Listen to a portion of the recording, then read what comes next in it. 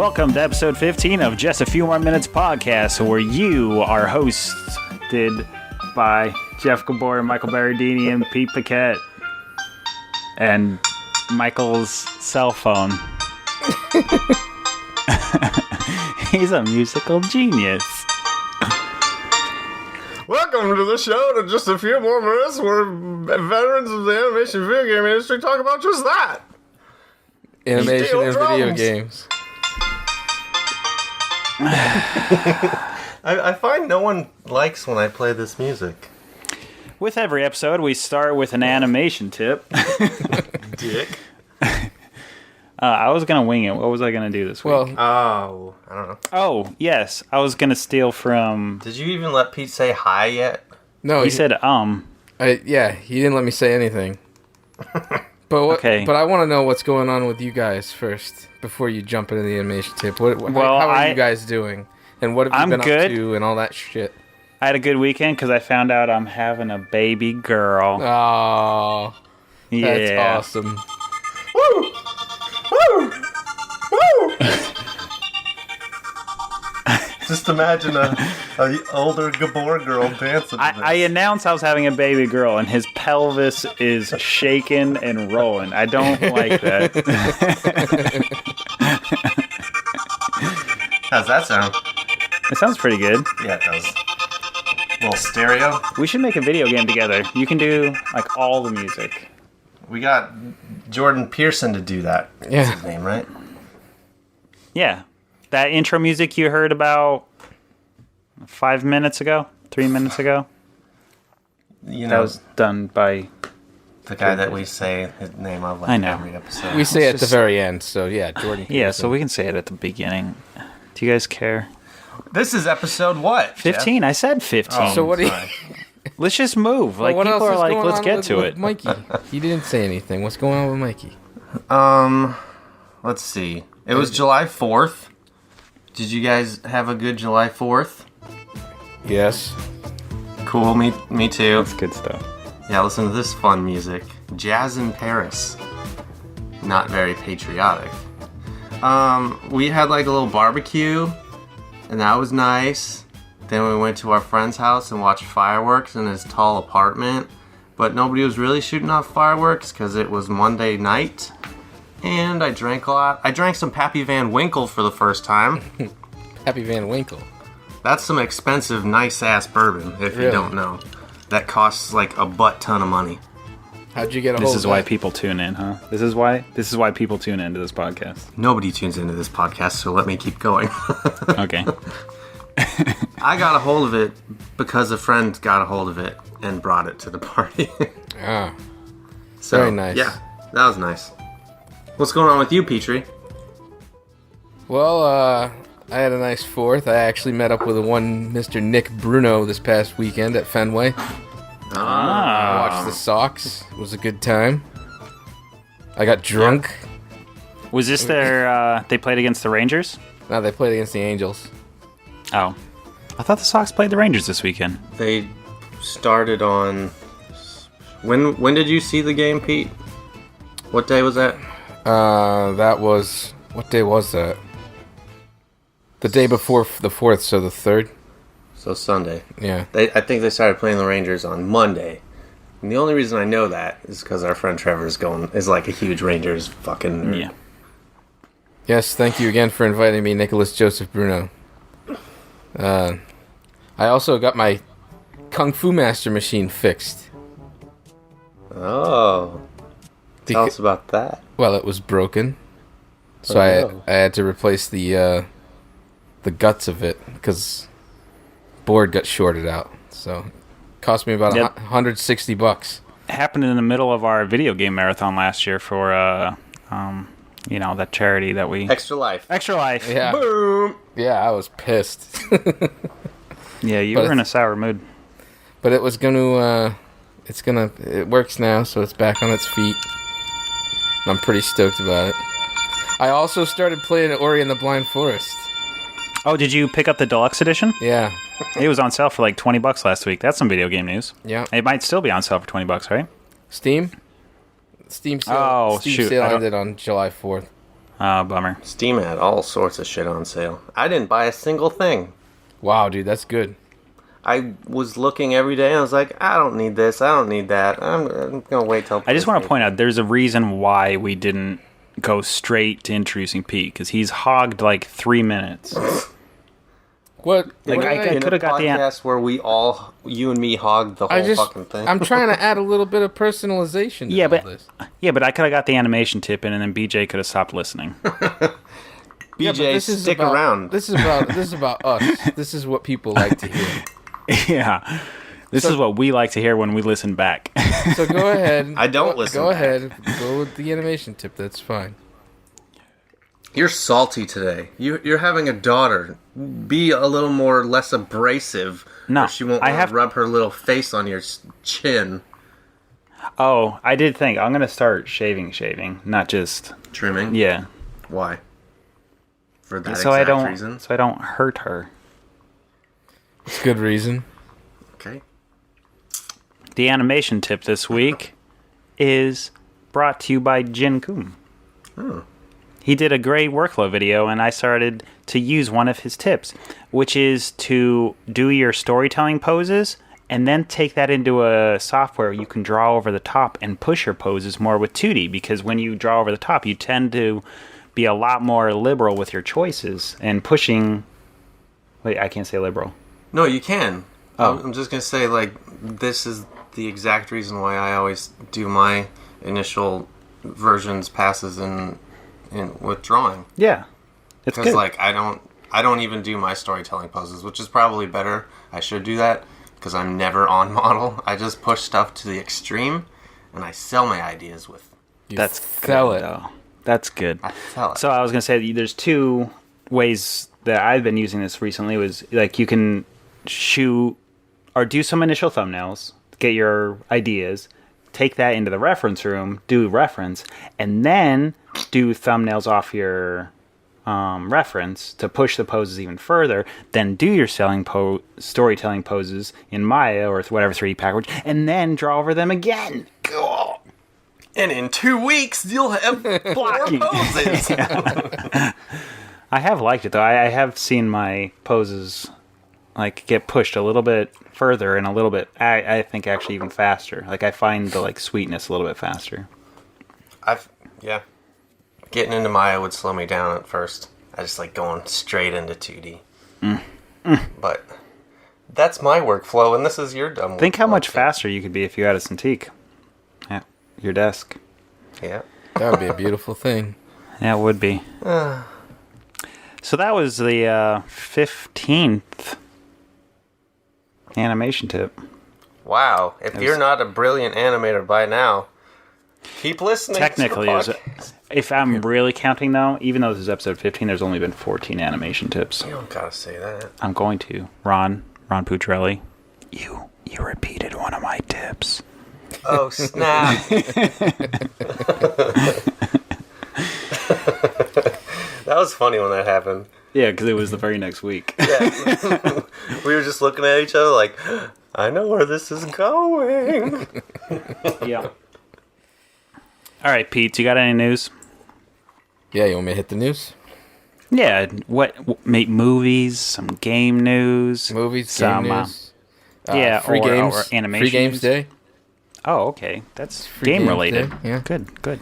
Let's see. For the PlayStation, we have Fury with Just a downloaded it. with an I, and Saints Row: Get Out of Hell. Nope. I don't like Saints Row's games. Technically, Gat out of hell. Call of Juarez, Bound in Blood for the PS3, Fat Princess for the PS3, Orishika, Tainted Bloodlines, PS Vita, Prince of Persia, Revelation for PS Vita, Xbox games with gold, Banner Saga 2, that's a good one. Woo-woo!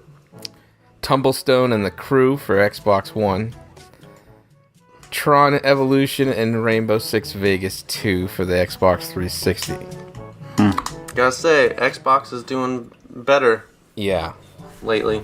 I agree. And PlayStation is not doing so hot. So with the 4th came the end of the Steam Summer Sale. I picked up a bunch of games. What did you get? Let's see. Clan Dune ×2, A Bird Story, Undertale, Ori and the Blind Forest, Gang Beasts, Firewatch, Her Story, Crawl, Ooh, Downwell, This War of Mine. That's the list I... That is a good list. Yeah. There's a lot of games on there that I've played and thoroughly enjoyed. Excellent. Yeah, so we actually, speaking of games we're playing and have played, this is a good time to talk about the theme of this week's episode, which is recapping our most anticipated movies list and games list from January and noting what has performed and what hasn't performed thus far for Or us. what we completely forgot about. Which I think is worth talking about, like, why were we so excited about it and then completely said, fuck off, later. Because I think there's a point to that. There's, like, something that's like, why did it make us so excited and then nothing? And you have a lot of explaining to do, Pete, because I looked at a lot of our video games and movies, and the stuff that you mentioned just sort of fell off. So, what the fuck, Pete? We'll get there later. Yeah, I'm not even done with the news yet, man. Jesus Christ. I feel like, all right. Do you want to go to bed early tonight or something? Listen, I'm trying. I feel like when I listen to podcasts, I like to know what the fuck they're going to talk about, so I can know whether to tune out. I'm sorry. Do you want me to cut the news short? No. It's really not that important. No, I like it. I like it a lot. Also in this episode, Pete continues the news. See? There. Excellent. So I'm going to dumb it down a bit since I want to keep it going quickly. The Minecraft movie will be released on May 24th, 2019 and will make $18 gazillion. Yes, it will. Yes. Will it? Or will it be like Ratchet and Clank?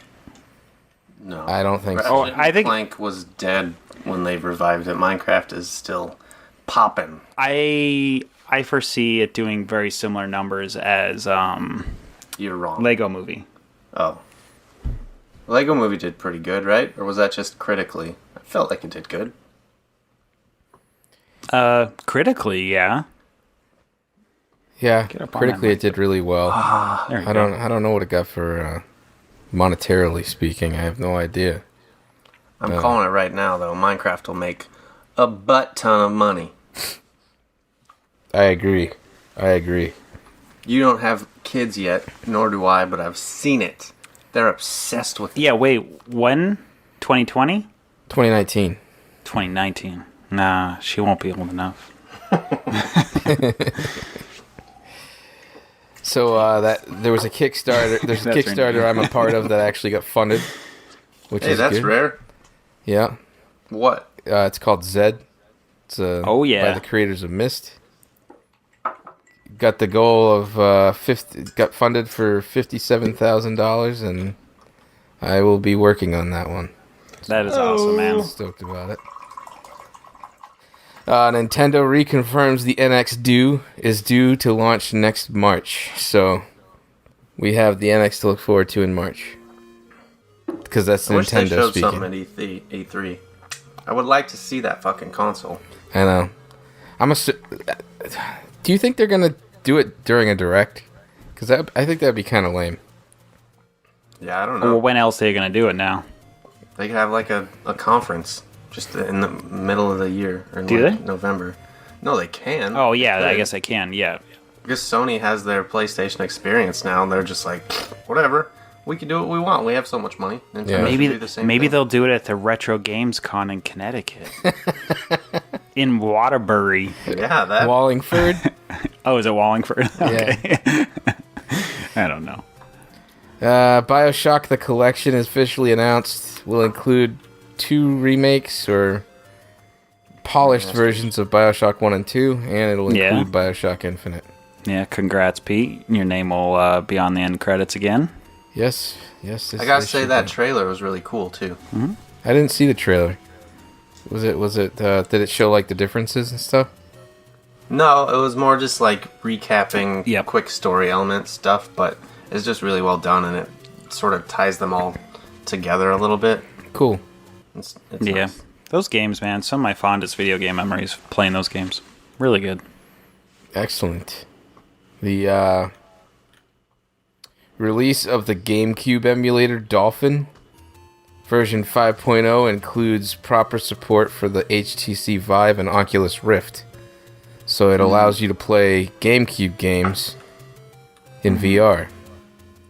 And Metroid Prime looks pretty cool. I'm looking at it right now. Can I do a tangent? Yeah, go For ahead.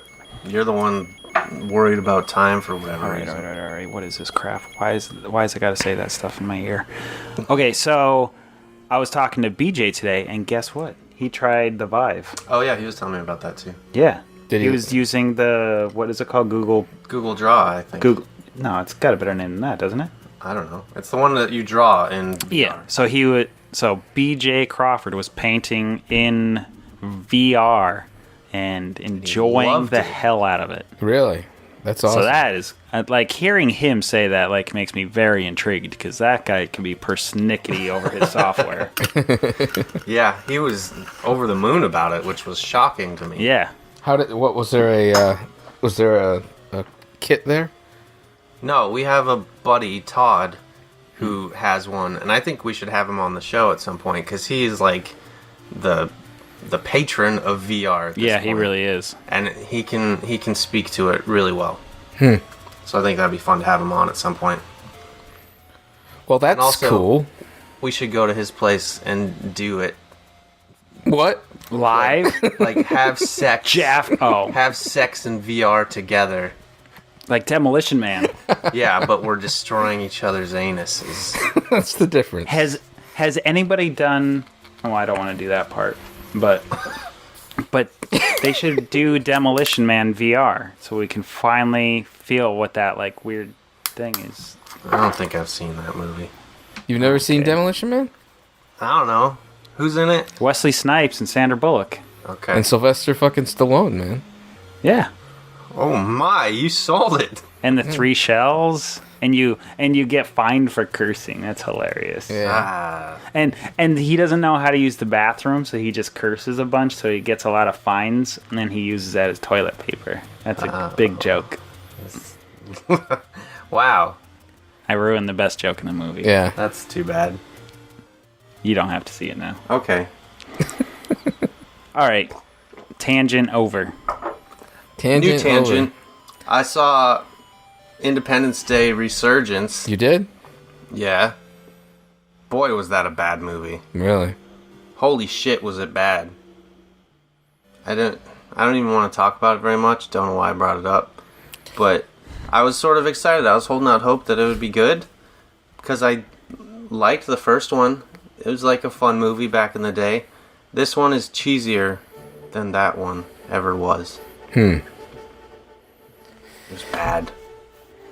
All I know is I was listening to a few podcasts talking about it, and their hatred for it made me not like let's just go see a different movie.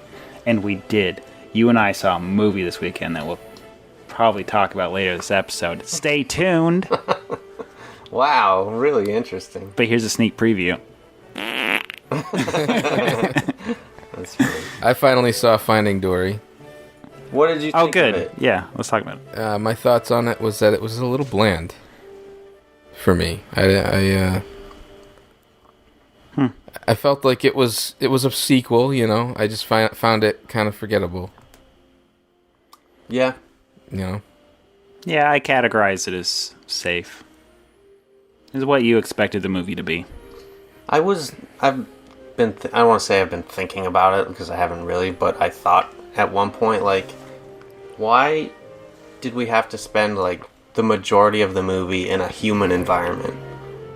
It just seems weird to me. Like, in the first one it made sense because they're in a fish tank, but this one, like, they're getting squirted across, like, playgrounds and crap and flying around with birds. And I was just like, can't we just keep the fucking fish in the fucking water? Yeah. This is dumb. Yeah. I mean, I do agree with that. Well, because I also thought it made it less believable. Yeah. Like, that's what I liked about the first one so much. You're getting to enjoy an environment that you haven't been to, and enjoying the jellies, and enjoying the turtles, and you're like, oh, these are all the cool places I've never been. Yep. Also, spoilers, an octopus drives a truck. Do with that what you will. I enjoyed the octopus. I thought he was my favorite character in the movie. Yeah. He looked cool, for sure. Yeah. For me, it didn't stick. It wasn't. It was well done. It just, I could take it or leave it. What about the seal that was all fucked up? I found that kind of common. There's always a fucked up character. Every time you look in the mirror. Yeah, it's because I see it all the time. I see it every morning. I wake up, I look in, you see this fat seal with googly eyes looking back at me. I did read an article, and I agreed a little bit about how that movie is basically about living with disabilities and being okay with that, and then they have a retarded seal in there that everyone is mean to. It's like, well, sort of missed the... As long as you don't have ugly eyebrows. Because that is unacceptable. Groom yourself, sir. You sound like you're a man of experience with this. Hey, man, if I don't trim my eyebrows, it'll be one solid brow. No doubt about that. Really? When you get your hair cut, does your barber ask to trim your eyebrows? No. Mine does all the time. You want me to trim your fucking eyebrows there? Look at this shit. It's like the woolly mammoth. It's so weird because they take a comb and do the same thing they do to my hair. They take a comb to get the right length, and then they use... Dude, all right. You must have some fucked up brow hair, man. Oh, there's not... I would look like that seal. I'd look like a crazy Russian gangster. Well, let's get that going. I want to see that. Yeah? Yes. A certain amount of money would let me do it. Well, Really? Our friends Tab and Brandon at work, they have a bet going. Tab is bald. Brandon would have an eyebrow if he didn't shave. And neither of them listen to this, so they don't care. But they want to have a bet where whoever wins, they have to grow out their hair. So Tab is sort of bald, but he's definitely balding, but he shaves it, so he would just get the grossest looking hair. And then Brandon would get the worst fucking unibrow you've ever seen. So Oh, that's good.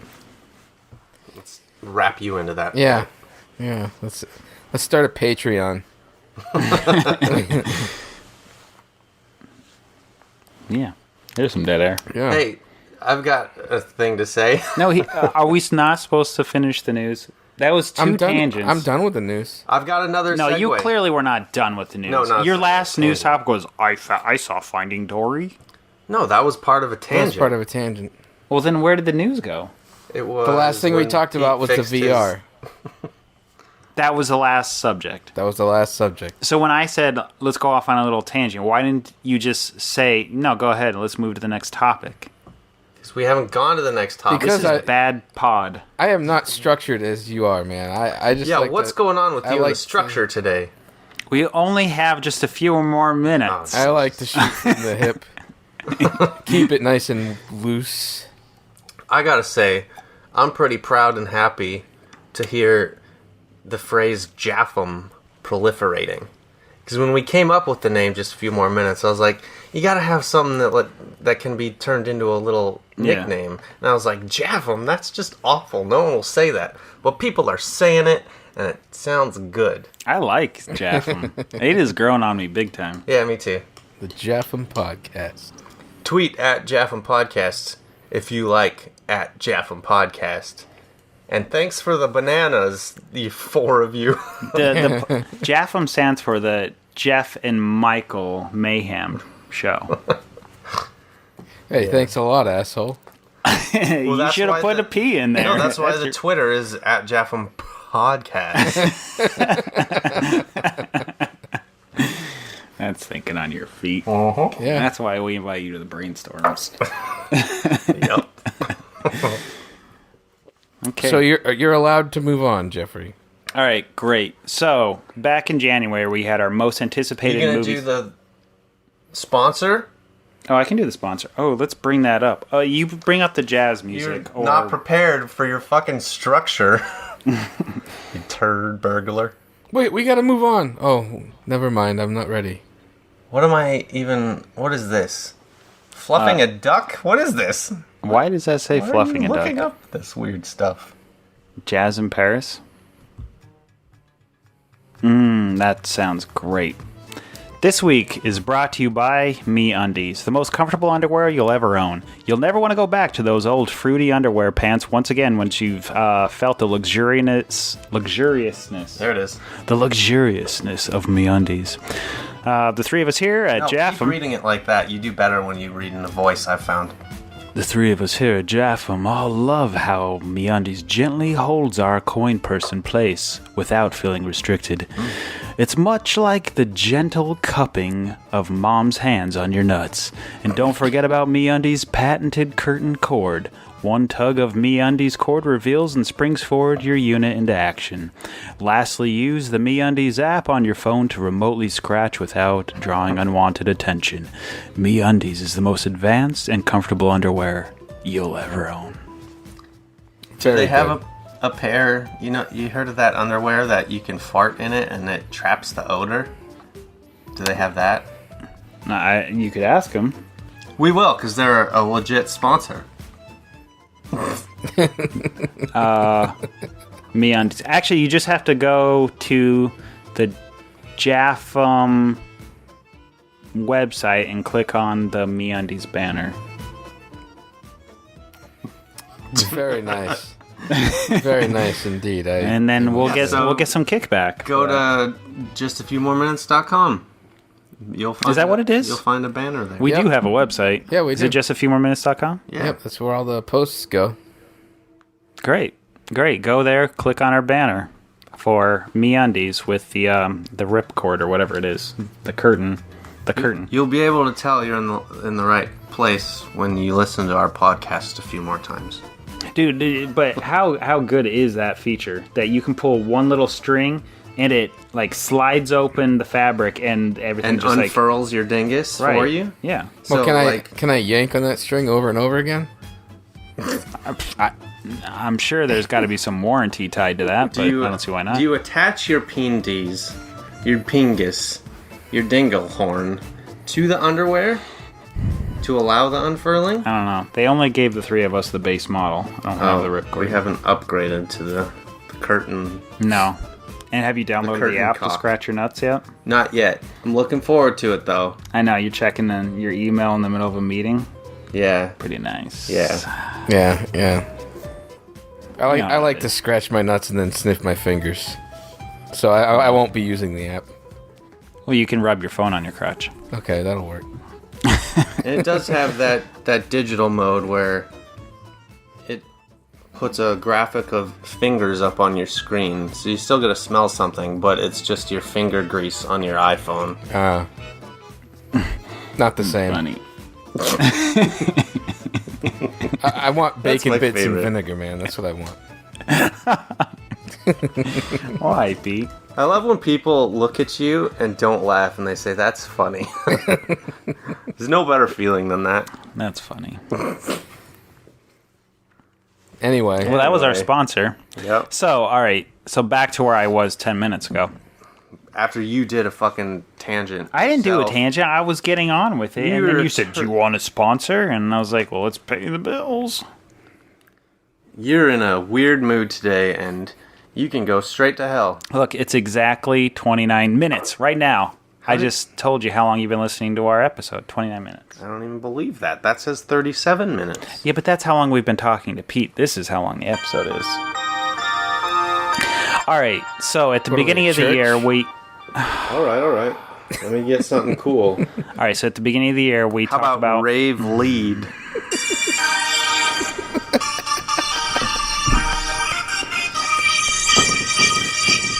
He's bouncing up and down. So at the beginning...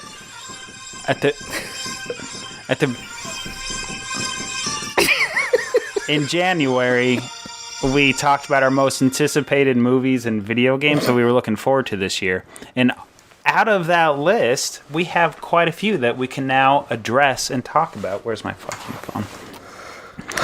So let's do the opposite order that we did back then. Let's talk about games first. Sorry. No. Oh, okay. Well, let's get the movies out of the way. No, let's do games.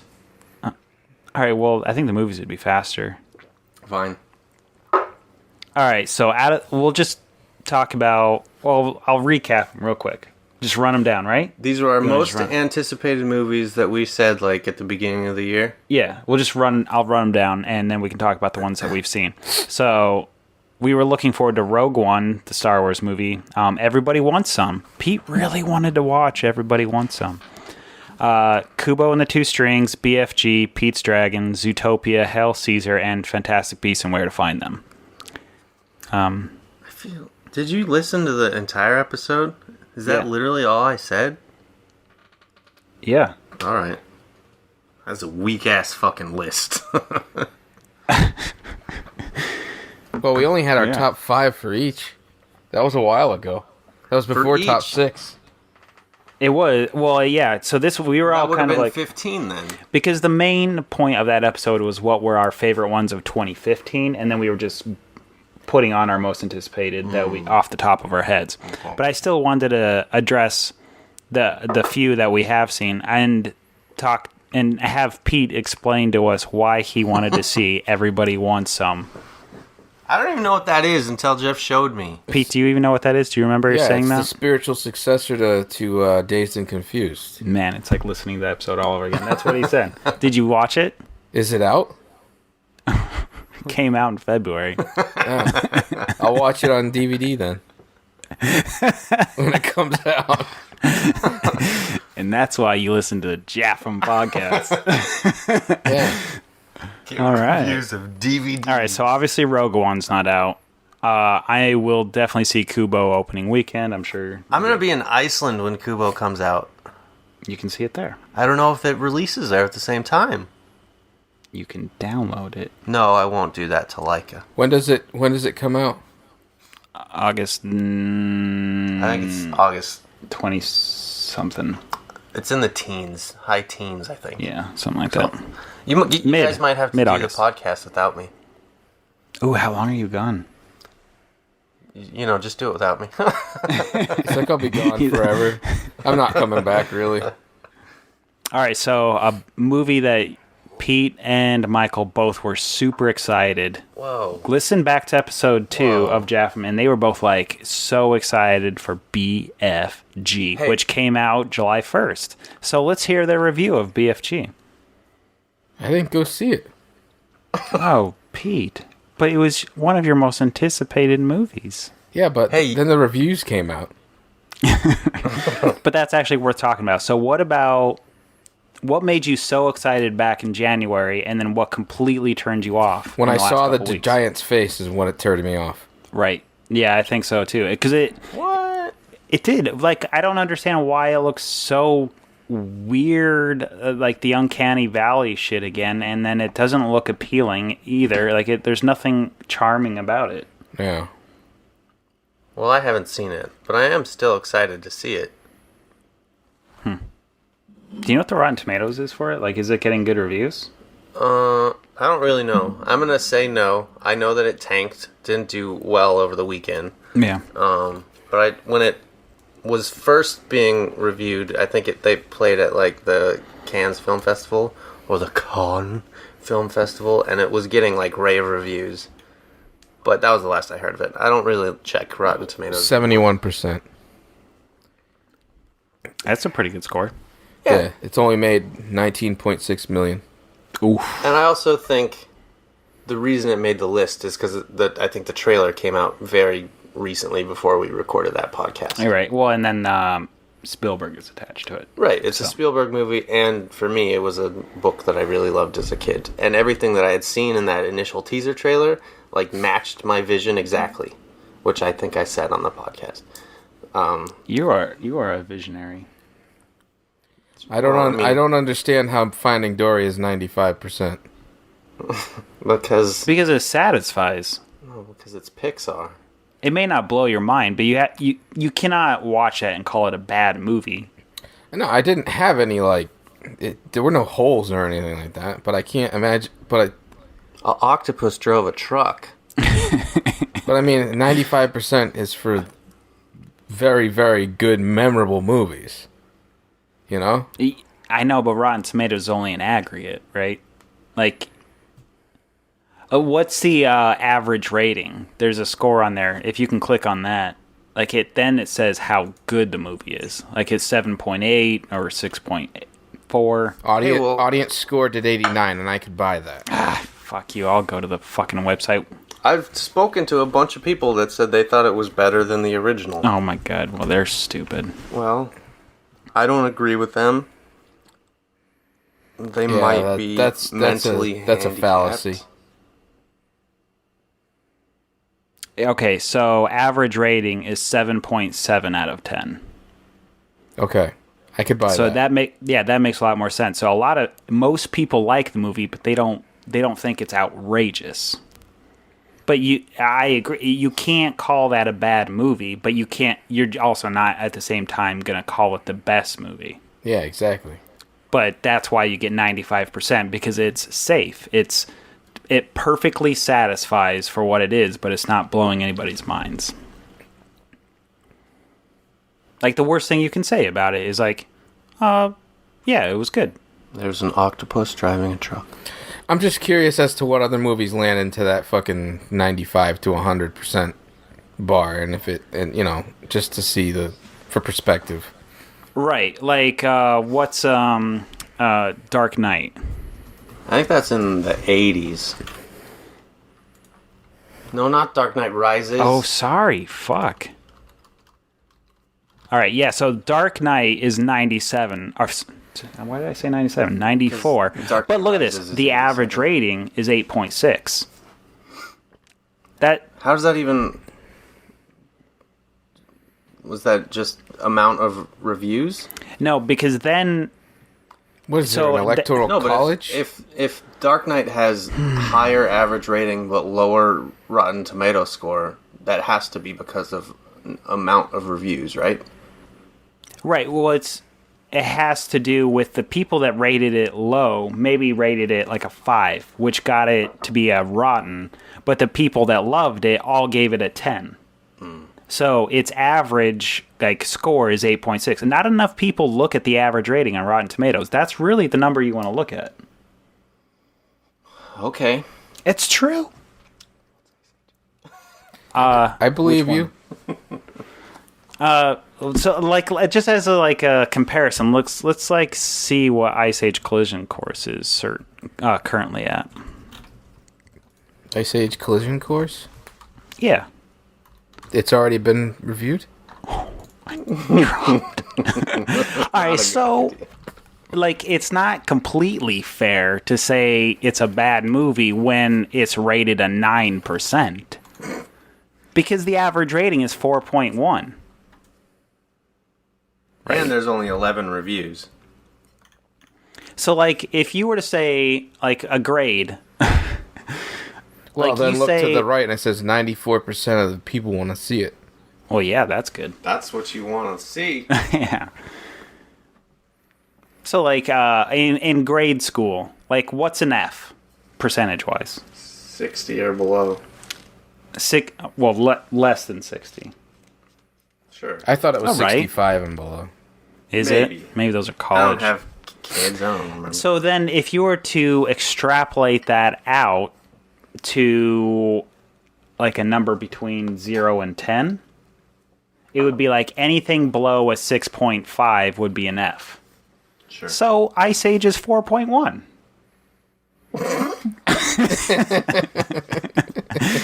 Not too shabby.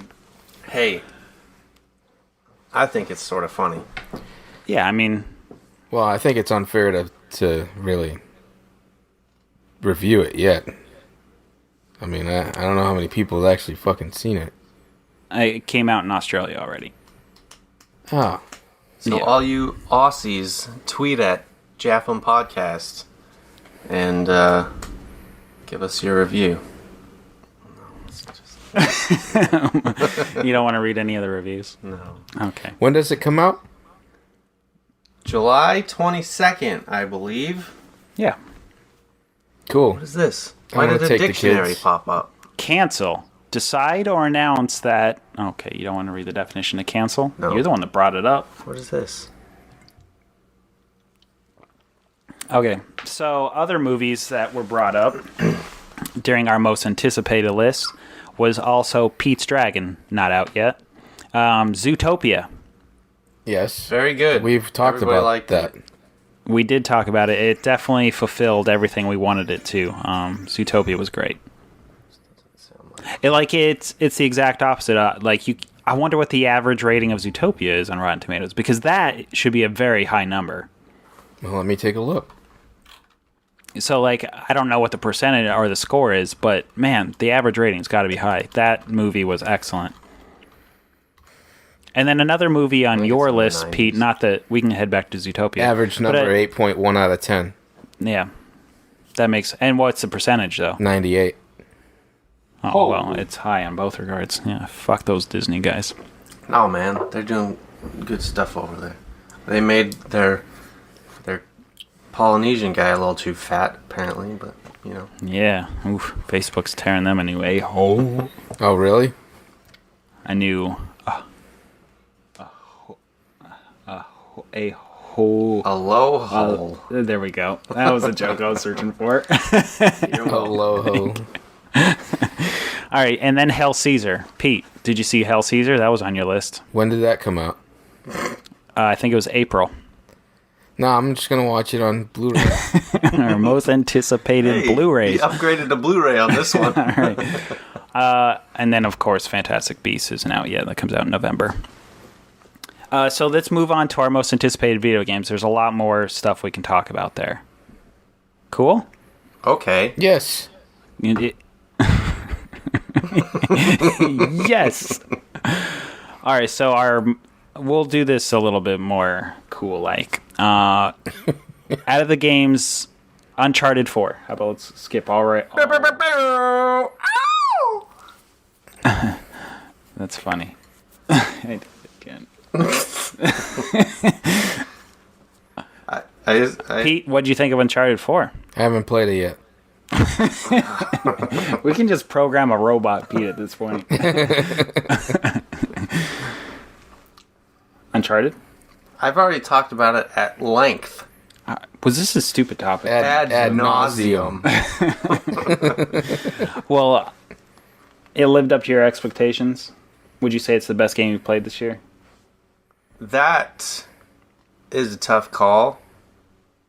Because I played one game that I absolutely just loved that I'll talk about later. But yes, it did not disappoint in any way at all. Well, then let's move on to a game that hit both Pete and I's list, which was Mighty Number 9, which came out 2 weeks ago. Cool, I'm going to sit Yes. back and drink while you guys talk about this. Yeah. That game is a piece of shit. Oh, no. Dude, I fucking hate just to that game. recap what it is, it's made by the same guy that made Mega Man, right? And it's Yeah. basically a rehash, updated version of Mega Man. Or the spiritual robot. successor. Yeah, the robot really? is made by a scientist that goes and takes out robots that are out of control, and when he beats them, he takes their powers. Blah, blah, blah, blah, blah. Very Mega Man-esque. So you're expecting, this guy made Mega Man, he's making a new Mega Man, this thing is going to be fucking awesome. So much so that Pete backed it on Kickstarter, right? 3 fucking years ago.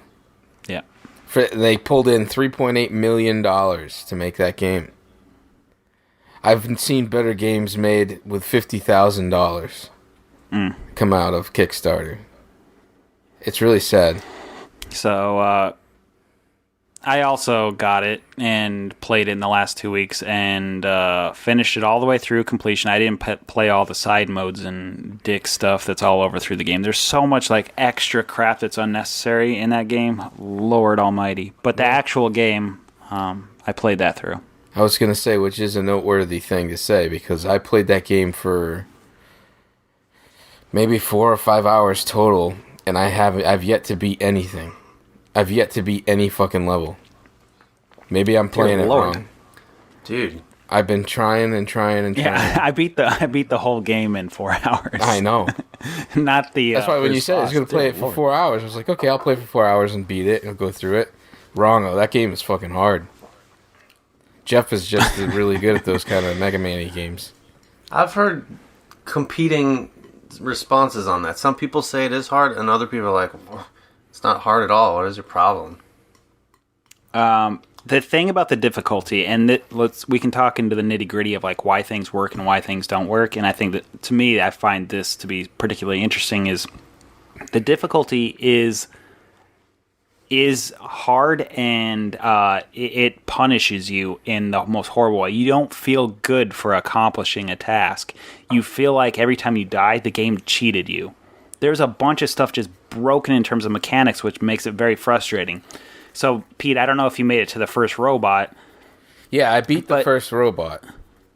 But how frustrating was it, like, halfway through the battle, all of a sudden it starts a cinematic, right? Yeah. Or at least a dialogue, and the characters start talking, and it has closed captioning down at the bottom, and it's covering up information that you need to beat the bad guy. Yeah. Like, the robot starts doing audio cues to tell you what he's going to do, and he does certain actions, animation to tell you what he's going to do, and the stupid closed captioning and the little, like, talking covers that up.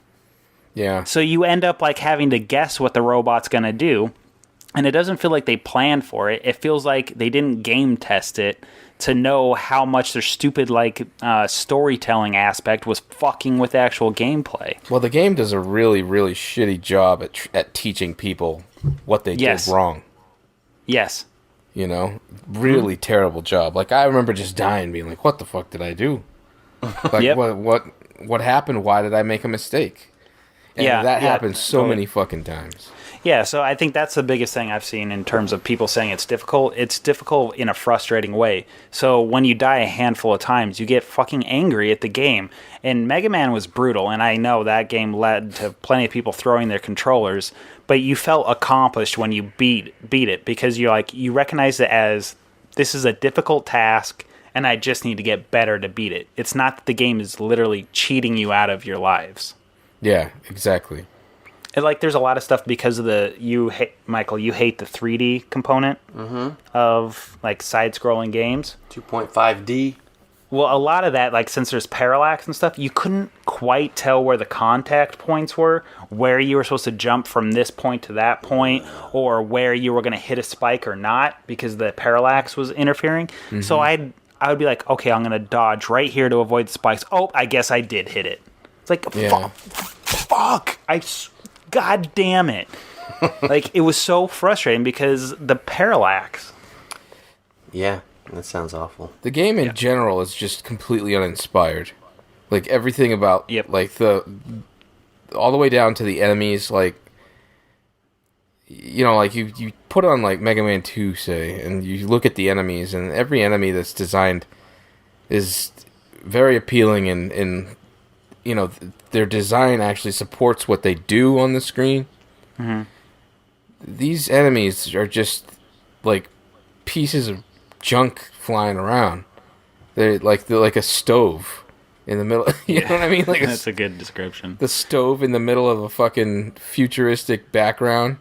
Yeah, and you're not even get to the fact, like, there's full out acted dialogue in this game, and the acting is horrifically bad. Yeah. And if you die, you have to listen to it over and over and over and over again. It doesn't have a skip. You don't get to... I mean, okay, the boss fights, like every boss fight starts with this huge cinematic like thing, which you thankfully can skip over that. But any audio stuff that happens, which happens all the time in the middle of a stage or in the middle of the boss fight, it starts a dialogue, so you can never skip it. Yeah. It is... So if you die 9 times, you got to hear that same thing 9 times. Burn. The world must burn. Worst. The worst. And Pete, you delivered that far better than the game did. Oh my god, yeah. It was so bad. Well, I was just thinking about one specific thing you said, the subtitle thing. Since they made the game for like an unprecedented amount of platforms, do you think they basically made one version of the subtitles that worked for some that they thought would be the highest selling version, and then like it didn't interfere with the visuals? Yeah. I don't know. That's a I don't good know, because question. they made it for like 9 different platforms, which is and I will insane. give the benefit of the doubt that there's maybe somewhere that I couldn't find there was a way to turn off the subtitles, but I looked. No, I don't think so. Everything I've heard says... because I could not find it. Yeah. It's really a shame. Like, I expected so much more from it, and just the idea of a new Mega Man, it scares me for a little bit, because like now it's like, are they always gonna like associate Mega Man with this? You know? Well, and Keiji Inafune, the guy that created Mega Man and created this, he's also working on Recore, which is an Xbox exclusive that we finally saw more of at E3, and that game just looks shitty. It Really? looks like awful. And he's got some other game that he had on Kickstarter as well, shortly after the Mighty Number 9 Kickstarter, because he made so fucking much money. He got that one published too, or funded, I mean. And I'm sure that one's going to be shit too, so... Yeah, it's too bad. It's dumb, man. Even the mechanics of the game. Like, talk about more details. Like, you don't kill anybody. You weaken everybody, and then you run into them. Yeah. That's the whole object of the game. It's dumb. It's a dumb mechanic. And it's clunky as hell. Yes. It's so... Like, him running looks like he has crutches, but he doesn't. I don't know. It's hard to explain. Yeah, animation's bad. Dialogue's bad. Design is bad. It's like, hey, you remember Dr. Wily? Yeah, he's in the game. He just looks like shit now. Mega Man. Yep, he's there. Oh, Roll? Yep, now it's a person named fucking Mike or a Call. Call, that's it. Instead of Roll, now it's called Call. Well, it's because the main character is Beck, so it's Beck and Call. That is dumb. I never put that together. That is fucking dumb. That is fucking dumb. We're at your beck and call? Yeah. That's as dumb as when they came up with bass and treble in fucking Mega Man X. Fucking dumb. Hey, well, do you guys want to play an amazing 2.5D side-scroller? Okay. Play Inside on All right. Xbox. Tangent. I heard that was It's great. not a tangent, it's a segue. Okay, a segue to a game that should have been on our most anticipated list. See, now I tied it in. That's good. Okay. I played it over the weekend. It just came out on like the 28th or something by the guys that made Limbo, and it's fucking amazing. It's like the most polished game I've played in forever, and it's very short. I think I beat it in like 3 or 4 hours, but it's like, it's beautiful, Jeffrey. Like when you pause the game and you go to like the load checkpoints and stuff, they've got these thumbnails that are like matte paintings or like thumbnail things. What are they called when they're figuring out the color stuff? Color keys? Color keys, yeah. It's like a color key, but you can't tell if it's a color key or the game, although I could tell it's a color key. But it looks exactly like the game, and it's like the game looks so fucking good, and it's really good. It's got a crazy ending that I won't spoil. Well, now I know it's crazy, so it's spoiled. Like, No. now I have to anticipate crazy. No. That's fucking dumb. You're You ruined fucking it. dumb. I'm not playing it. Oh man, it's a great game. It's contender for top of my year already. Ooh, better than Uncharted 4. It's contesting. I mean, Damn. it's different because obviously Uncharted is a much bigger game and very polished as well in a different way. But this was like, it's a small team. Obviously, in the credits, the animator is one guy, but like all the animation in it is so freaking cool. It reminded me of Eco a lot, which is my favorite game of all time. But you basically play as a little kid. And so, like, all of your actions have a little bit of, like, uncontrollable kidness to them. And he stumbles a lot. And, like, when he jumps, his arms swing around. And I don't know how else to say how good it is. But it's really fun. It gets pretty dark. It's very cool. And I was thinking about how I've said, like, how I don't really like 2.5D side-scrollers. And I guess technically this is more like 3D side scroller, not 2.5D, I guess. But like it's interesting because the way they scroll the environments, it always sort of looks like you're not just going from left to right, but you're going like from left to slightly into the screen right. There's a little bit of Z depth to it all the time. It's like tilted, skewed a bit. And like obviously you know that you need to be moving to the right to move forward, but like you're always cutting through places diagonally. Nothing's ever like flat to camera, so it feels like you could go in any direction. Like, can you put your thumb on why a game like Mighty Number 9 doesn't work and that does work? Well, I think it really does come down to polish, like, and the way the environments are built and how they're situated to the camera. Because Mighty Number 9 is like everything is flat, like to the top and bottom of your screen, and it's just all you're seeing is things scroll by and you're getting the weird parallax stuff. Okay. But when stuff is designed to look like, you know, you're not seeing this parallax really in a three-dimensional way. It's more treated as like a two-dimensional scrolling, but because it's in 3D, you're getting depth, but it's treated in such a way that like the foreground elements are not parallaxing on their own. You know what I mean? They're like, I don't know how to explain it. It's mostly about art design. Yeah, I'll have to play it for myself, definitely, and see, because it's weird. I don't understand why some stuff feels better than other. Like Ori, you played that. Actually, maybe you can speak to that, Pete. Like Ori is very similar. Like you're this character bouncing around and walking around in this full 3D environment, but it feels. I feel like it's map paintings. Or it certainly feels like it, but it feels so natural to be jumping around, and the it's just side. There's definitely tons of parallax, that's for sure. Like there's foreground elements and background elements and a midground, but it feels so right. Like I feel completely comfortable being this little animal Ori running around. But Mighty Number 9 felt clunky as fuck. Well, and maybe I'm not saying it correctly because I don't really know how to, but like you've got foreground elements, midground where your character is, and background. Right. In Mighty Number 9, you're seeing the sides of the foreground element slide. So you see like the front right, the center, and then the left. Right. You're getting parallax on the front section, whereas like you're instead of getting the parallax from the front, mid, and background sliding. Right. I mean, I think I'd want to say it has to do with response time. But at the same time, I didn't feel that Mighty Number 9 was necessarily unresponsive.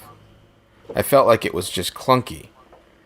So I'd want to say that it's actually the animation that really sells the experience, where the controls are really tight, but like when you hit jump, that blend into the jump feels so natural that you don't really recognize it as being something that you just had to like manually put. I don't know, it's hard to explain.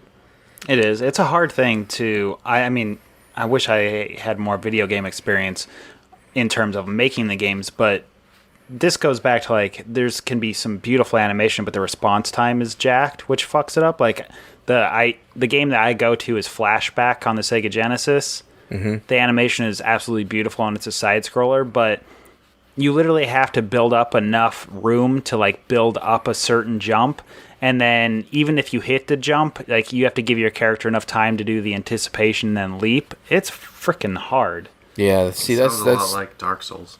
That's bad design. Yeah, that's what that comes down to.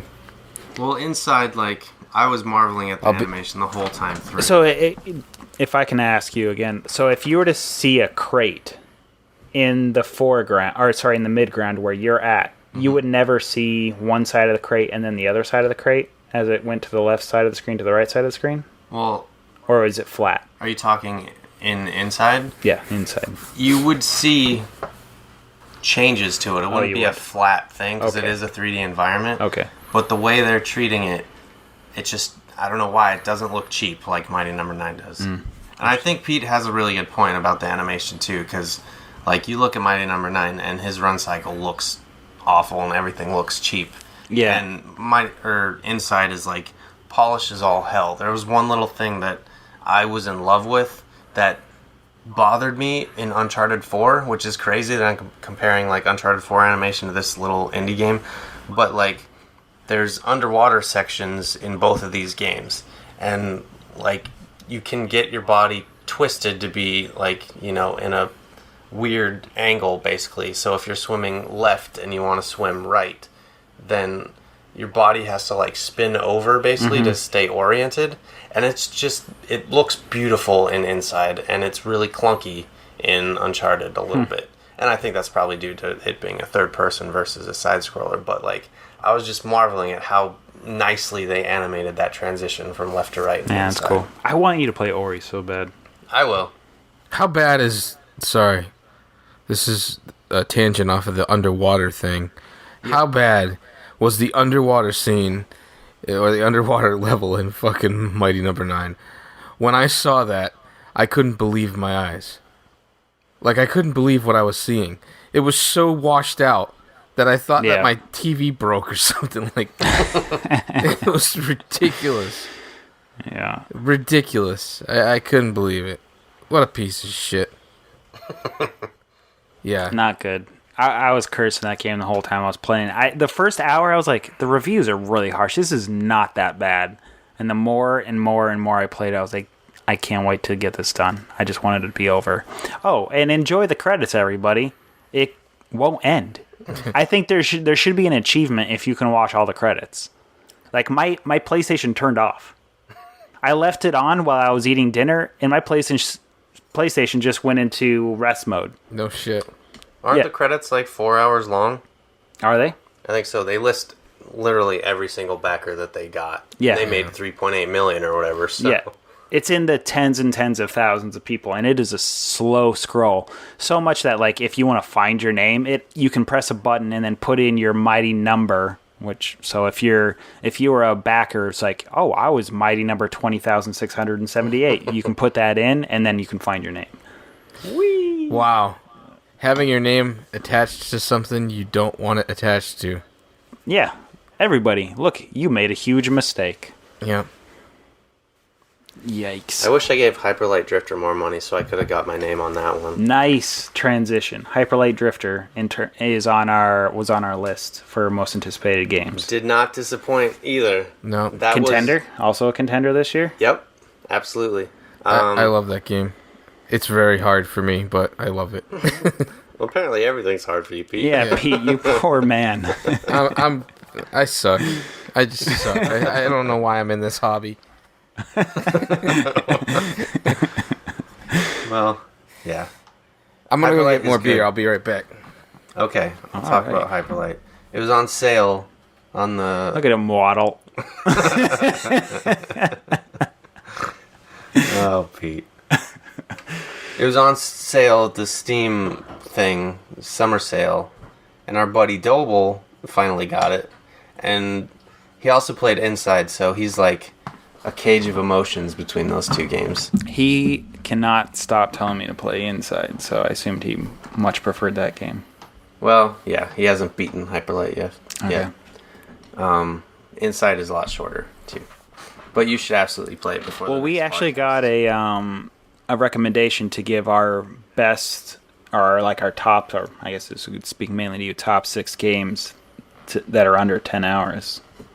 Yeah, I saw that tweet, Diego, right? I think Diego? It was, yeah. Yeah. I have to give some thought to that, because there's a lot of good games under 10 Well, and hours. then are you including like retro? I assume it's modern, so... Yeah, I won't be talking retro games.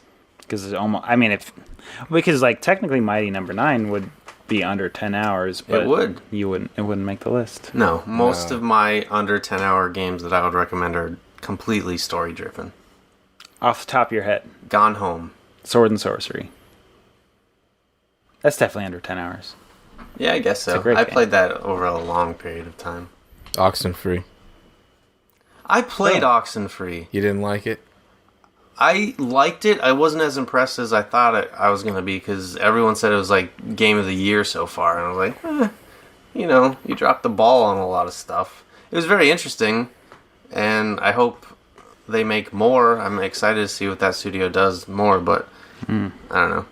Ooh, Enter the Gungeon. If you were good, you could beat it in an hour and a half. I've completely moved on. I beat it. Pete, I beat it. You did? Yeah. Did we not talk about that last episode? No, I beat it in the time. That's why I played Mighty Number 9 and started Uncharted. Well, yeah, I remember. Okay, well, let's just not. Yeah. You actually fucking beat it. How long did it take? I think I dumped well over 50 hours into the game. Every fucking time I would go on to play a new game, Jeff is like, Enter the Gungeon. And I started messaging him stuff to distract him while he was playing. But I felt pretty damn good. That is a tough fucking game. That is legitimately hard. I feel pretty accomplished for beating that. Yeah, now get the platinum. Nope, that will never happen. And you don't want you say that off like no. We looked at that trophy around. List together. Yeah. That shit is insane. Yeah, that game will not be platinum to by any one of us. No way. No. Unless you really want me to. Do you want me to? No. I'll be playing it for years. I'd like you to keep playing the Uncharted games. Yeah. How do you feel about Uncharted 1 so far? I like it, but my main critique is the platforming. Really? Like, it's just wasting my time. Like, I'm like, all right, this feels like a movie that I'm playing, and then I have to figure out where to jump and what to climb, and it's just wasting time. That is not the common critique. The common critique is the monster closets where you just have to shoot for fucking ever. Oh, I don't mind. Because I like feeling... Well, that's unfortunate, because the climbing stays and the monster closets go away. Well, because I like trying to get headshots as much as possible. Yeah. That's fun to me. What level are you playing on? Just normal? Easy. Easy? I just want to get through it, because I have a limited amount of time. All right. And I want to get to Uncharted 4 before little baby Shantae comes into the world.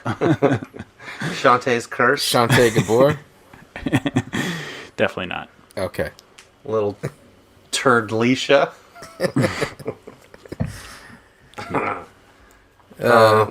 What else was on our most anticipated list, Jeffrey? I can't wait to see and hear. The only other game that came out... I guess there's two more. Mass Effect and Firewatch. Mass Effect no, sorry. I meant Division. Sorry, I meant a Division. Firewatch and Division. The Division, I have a very good explanation for this. All right. I played the demo. The beta.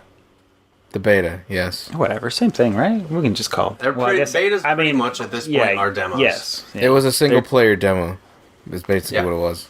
And I didn't like the mechanics of how the shooting went. So, that's why I didn't... Yeah, and I twitched it, and I didn't like what I was seeing.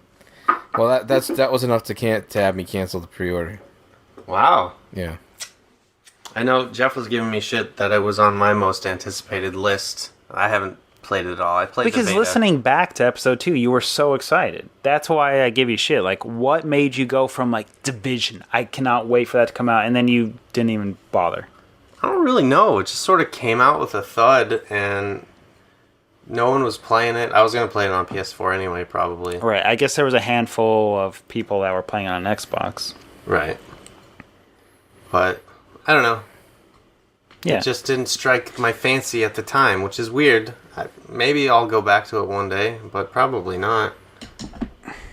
It's like Destiny and all these pretty much multiplayer-only games, even though there's... Well, what's the big one right now that everybody's on? I'm totally blanking on Overwatch. the stupid name. Yes, Overwatch. Everybody's on that right now, but I feel like that's going to be the exact same as Division. Like, it's going to go out No, I don't without think so. a whistle. No? I think Overwatch is going to be here to stay. Oh, yeah? Yeah.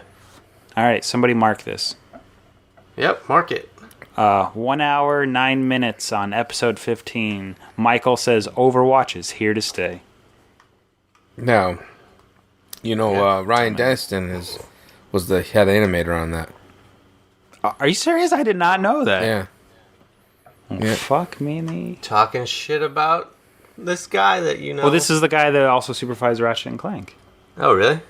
He's getting around. Yeah, he is. And then he was, I think, one of the lead animators. No, not leads. I don't know what character he was on, but he animated on Ice Age 2 and Horton Hears a Who. Oh, that's cool. Yeah. It's a small world, this animation industry. It really is. So small. All right, so Firewatch. I think you were the only one that played it, Mike. Yeah, you're the one that played it. You said you wanted to wait until other people played it so you could talk about it. I just got it, so I haven't had a chance to play it yet. I will not spoil it for you, Pete, but sort of I will. I felt like it sets up these expectations, and then the ending is slightly disappointing. I wasn't like, oh, this is so stupid. I see what they were doing. I don't know. I wasn't super impressed with it. I was really in love with it at first, but then the longer it went on, I was like, all right, let's just finish this. So I genuinely thought this game was going to be like one of my top games of the year, but it's probably not going to make the list at all now. And I also thought it would be a really fun game that my wife would enjoy, and sometimes I get in these fits where I'm like, I know you're gonna like it. Let's play it together. And then she plays it for a little bit, and I can tell she's not liking it. I'm like, yeah, this is great, right? Stop yelling at me. She wanted you to keep playing Enter the Gungeon. Yeah, well, because we would play it together. But Firewatch, I was like, you play it, and I'll watch. It'll be great. And I'm doing that to her with Inside right now too. She probably hates that as well. Oh no. But Inside is, oh man, whatever. Maybe I'll try to get Deb to play that. Inside? Yeah, because she played Ori. Yeah.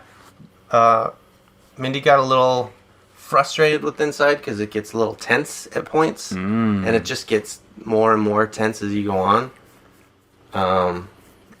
There's some parts that could be categorized as scary for some people. Definitely you, Jeffrey. No. Not really, though. Oh, nightmares? No. No. I've been having nightmares lately. About what? Shadow My people? car. I had literally 4 nights in a row. My car got destroyed. How about that? Is it from a guy calling you a fag? A homo. Thank you very dang much. It, sorry. He called me a homo. I'm uncomfortable. Drive much, you fucking homo. We were in the car together the other day, and he said that just randomly. It really stuck with him, everybody. Yeah. Poor I must Jeff say that Gabor. like 30 times a day now. You bastard. He got to me. Yeah, he stewed you really good. That's our thing at work. Stewed? Stew. Like, if we make a joke about you that sort of really hit deep, then you stew about it for a long time. Like when Pete called me clingy. Yeah, dude, that was... You fucking I asshole. didn't think that was gonna hit you that bad. You only said that 6 years ago. Yeah, and I meant it. I didn't mean it in a hostile way at all. But it stuck with No, me. I know you didn't mean it in a hostile way, but that's the part where it makes it stew. You fucking meant it. Yeah, a good stew is when there's some real truth in there. Yeah. Dude, it's like you want to be our friends so bad, but you don't fit in, man. You're clingy. I didn't say that. What an asshole. That's what I thought when you said it. Oh, man. Yeah, you made me the fucking walrus on the Lost Boys. He's not even an official Lost Boy. And then I was only allowed a puppet if Pimcane was too busy, and then I could fill in. You didn't like being the walrus? I liked being the walrus, but I wanted to be one of the Treehouse members. Oh. Oh, man. We're getting real serious up in here. Let's keep this going. Keep airing your feelings, boys. Oh no, it was all right. I was good enough to hold the camera for them. Hey, Jeff, you busy? We need someone to film this. You're better than a tripod, I guess. No, that wasn't it at all. I was looking for somebody. I was looking for my replacement. Yeah, that was it. Well, and I don't know who's doing it at work. I'm gonna if it's you, I will fucking kill you, Michael. Are you the one? Are you the one doing it? I don't know what you're talking Someone keeps hiding a fart machine under my desk, and whenever I have a meeting at my desk, they keep blowing farts. I remember Eric came over to my desk and he was like, "Are you doing it?" I was like, All right, well, I finally ruled him out. I thought it was him for the longest time, and then he wasn't at his desk one time, so I was like, it's not. Right now, I'm 100% on Scott Farrell. "Really?" He's the only consistent person who's around. Because if someone has to be Is it within remote earshot. control? Yes, it's remote control. So somebody keeps hitting it. Like, we have interns at work, and there was like 15 interns that walked in to meet Jeff Gabor. Amazing. And as soon as they walk into my cube, they're like, like, why? And then Sabina comes over today, and I'm trying to say, hey, I think the angles of contracts on the face should look like. Oh, man. I bet you it's Steve-O. Steve Orsini? Don't say last names. There's no chance of that. Luis has got his headphones on. Graham was out. Ray's been out. Pags don't care. Maybe it's Rich. So we're down to Tom Guevara, Stu, and Scott Farrell. None of them. What about Peepoo? No, give me a break. He doesn't like fart jokes. Sure he does. That's what I'm saying. Wait, Derek. That's what I'm saying. It's 100% Scott Farrell. I don't think so. What at about all. Ray? No, it's not him because he was literally out in Aruba. Maybe he handed it off to Joe. It could be Joe. But Joe, I feel like Joe's more sophisticated than that. So wait a minute. This is a remote control fart machine, right? Yes, so twice I have found it. And They keep hiding it in progressively harder places for me to find well, it, who and then came all right. got it? What do you mean came and got it? If you found it, All right, Who so I came and found got it, and then so I would put it. I don't know because they do it off hours or whatever. I thought so. The first time I hid it under Ray's chair after I got rid of it, and then it magically showed back at my desk. Okay. Well, then it's obviously in that group of people. Derek wouldn't know it was under his chair. I guess. Well, and now it's in Steve's quad or Steve's cubicle. Okay. So Which he sits next to. I know that people are will trying to make put it this together. But, back to you, then. but all right, here's the other part of the information. I have a bad back. Like, I have 2 slip discs, and I can't bend over. So every time, they keep putting it lower and lower in my cubicle, and I can't fucking get to it. terrible. I literally cannot get to it. So this last one, I knew it was back in my cubicle for a week, and they hit it so well, and underneath my shelf, I couldn't get to it because my back hurt too bad. Hey, person who's doing this, if you're listening, just throw it underneath those floorboards. It'll be there forever then. If they put it under the floorboards, it's there. Wow. Oh, that's How big good. is it? It's pretty big. Yeah, it's the size of an iPhone, only like circular shape. So it's meaty. Huh. And it's got a shit ton of Scotch tape because they keep like actually taping it to objects too, so it'll stick to stuff. Wow, that's pretty impressive. Like, I would say it would be Nick, but he's been out of town. Because you remember this was a good one. We're way off topic. I don't even know what we're For talking about. years, they even know played we this were on stupid topic. joke on you where they had that, like, high-pitched squeal beep thing where they Yeah. were fucking with you. Yeah, and I was like, what the hell is that? So it would be a super high-pitched, like, and that's all it would go off. So by the time you heard it, it was so high-pitched that you could never locate it. And it went for, like, a year and a half. Was it? It was so long for you, man. I felt so bad. And then the stupid thing where they played the audio coming out of your speakers. I don't People- remember that. What? It was the behind the scenes of some movie. Oh, yeah. What you, Pete? I don't remember that. I remember the high pitched squealing thing because I remember finding it finally.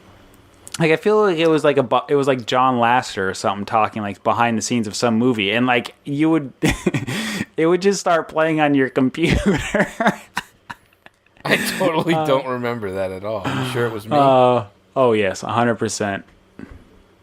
Yeah, for sure. So pranking is the thing that happens at animation studios. Yeah. What are you doing? So in a couple weeks, we're going to. I know it's. We're gonna start doing calls, right? Right. Next episode is going to be a live episode, everybody. We want you to call in or text us if you know us. Nicholas Joseph Bruno, Hello. you're live on JAFMM podcast. Hi, Nick. Oh, that's so great. Hold the speaker up to the microphone, dumbass. Isn't this where it goes? No, that's... Oh, wait, yeah. Nick, Yes. what was the audio that you played on Pete's computer for years without him knowing? It was the Pixar behind the scenes for Ratatouille. I swear to you. He has no memory. I swear to you, I don't Are you remember serious? that. Yeah, he says he doesn't remember it whatsoever. Do you remember what it said? All I remember is it played that like stupid and then he would start getting pissed right away. It was the making of. And then one time he got so sick of it, he stood up and took the headphone jack out of his thing and said, "Fine, you want to play ball? I'll play ball. Everyone's going to listen to the shit now." But it was me, and I didn't care. So I just let it play. And then he's like, "Fuck it." And then he put the thing back on. And he said, "Listen, how do you not remember this, Pete?" I don't know. I don't know why I don't remember this. He says he doesn't know why he doesn't remember it. He was high, I guess. We're so goddamn tired. Are we allowed to accuse people of drug usage on the podcast? When it wasn't true? He's not going to get fired from Blue Sky. Yeah. No. All right. That's good. Thanks, Nick. I wanted to confirm that happened. That did confirm. Yes, I confirmed that. Yeah, did you like the Red Sox game this weekend with Pete? I did. I thought we had a lovely afternoon. Yes, it was wonderful. Yeah, it was wonderul. How come I can't hear him, or is he just not saying anything? Oh, no, You're he's not talking. prepared You're for only this. hearing Michael and I on this side. This is a great conversation. Don't worry, he's not talking much. He's just laughing. Nick, will you call back next 2 weeks for our live episode? Yes. Okay, good. Okay, we'll talk to you then. Thanks, All right, Nick. great. Bye, right. Nick. Thanks. Love you. Pete says bye. Love you. Bye. So that's how it's going to go in 2 weeks. Yeah. With the phone like So- that? Hopefully they'll be able to hear Pete.